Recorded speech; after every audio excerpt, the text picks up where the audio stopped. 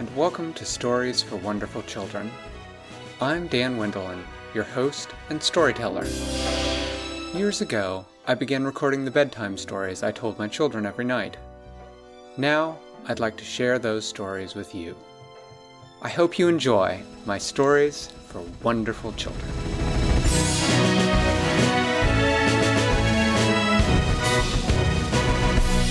The tickling wolf was on the hunt.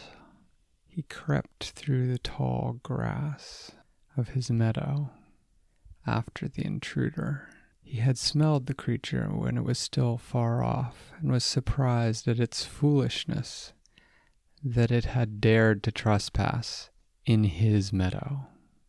As far as he knew, all the goblins knew that this was the tickling wolf's meadow, and they avoided it with care. But this one either was in a hurry to take a shortcut, or was foolish or forgetful.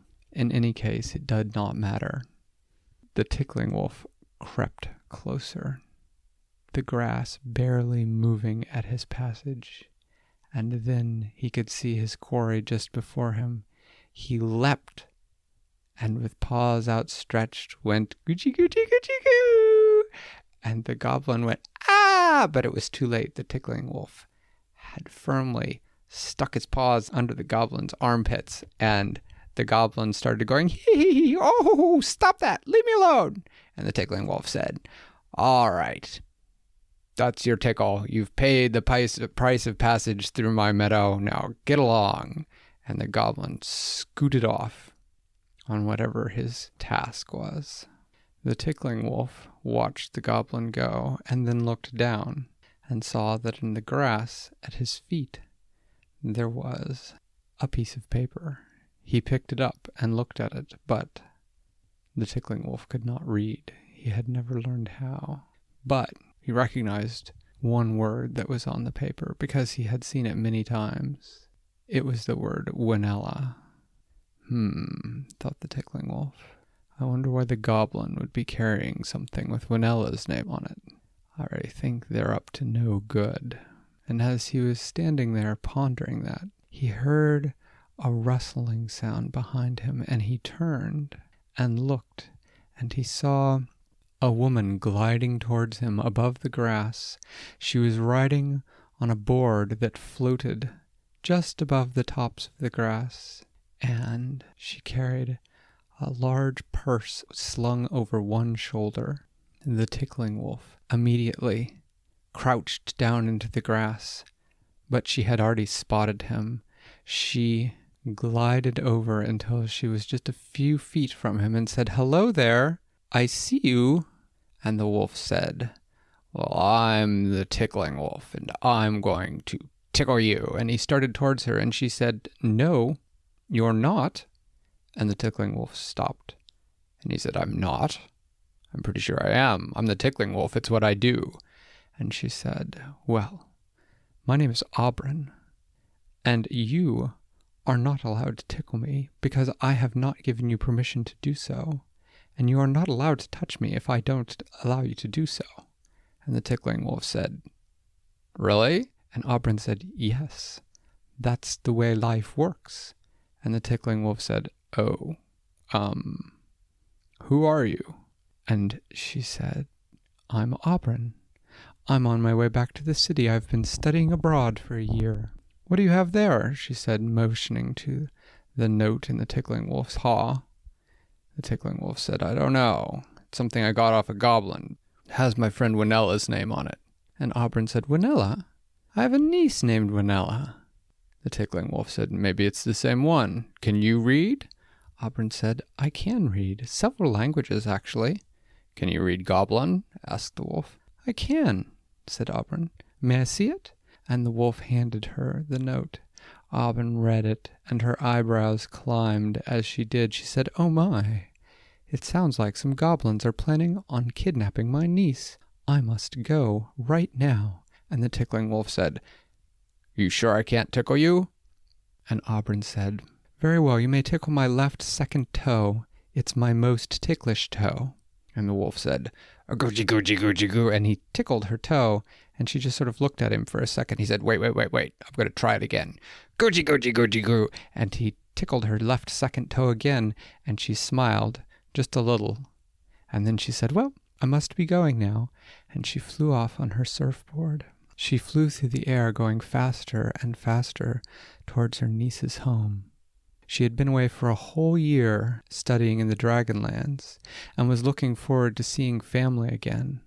But it sounded as if she had returned just in time. She soared over the city and soon slowed as she approached Winella's house and began looking for signs of trouble. She reached into her purse up to her elbow and withdrew a pair of binoculars, scanning around. And then, as she was about a house away from Winella's house, she saw them up in the tree house in the backyard. There were 2 goblins sporting magic wands and furtive looks on their faces. Aubrin circled above the trees for a moment, thinking. She looked again at the goblins and noted that their wands looked as though they were made from iron. And she thought, And she floated down until she was just above the treehouse. And then she reached into that purse of hers, put the binoculars back, and drew out an extremely large magnet with a switch on the side. She flipped the switch, and those wands came flipping up out of the goblin's grasps with a clang, clang, and hit the magnet. The goblin said, Hey, what are you doing up there? They had a net, and they tossed it up, and it caught Aubrin in midair and weighted her down to the ground, surfboard and all. The goblin said, Aha! And just then the back door opened to the house, and Winella came out and said, Aunt Aubrin? What are you doing here? Aubrin said, Winella, there are goblins, quickly. But she did not get a chance to finish that sentence, because the goblins had another net, which they threw over Winella. But Aubrin had already reached into her purse and came out with a very large, very sharp-looking pair of shears. Snip, snip, snip, snip, through her net and Winella's net. She stood up and helped Winella out of her net. She said, Now then, Winella, haven't you been to wand school recently? I have, said Winella. Well, said Aubrin, why don't you go get your wand and send these goblins back where they belong? So Winella headed back into the house while the goblin said, Hey, get back in that net where you belong. Aubrin just looked at them with a little smile on her face. Winella returned, pointed her wand at the goblins. It grew brighter and brighter until they all had to close their eyes for a moment. And then the goblins were gone, back to their homes, safe and sound. Well, said Winella, we didn't expect to see you until later this evening, Aunt Aubrin. And Aunt Aubrin said, Yes, well, I was so eager to get home and back to see you all and tell you all about my year in the Dragonlands. And then I ran across a friend of yours, that tickling wolf. Oh, yes, said Winella. He needs to learn some manners, said Aubrin, but I do believe I've taught him some.